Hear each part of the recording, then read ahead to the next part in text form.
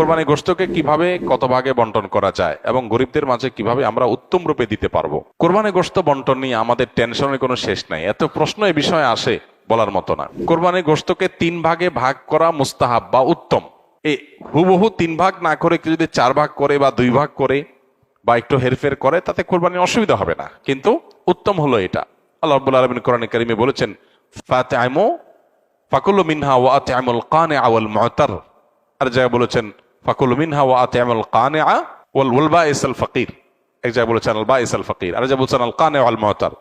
সর্বসাকল্যে 3টা শ্রেণী এখান থেকে পাওয়া যায়। নাম্বার 1, নিজের জন্য একটা অংশ রাখা, নিজের পরিবারের জন্য।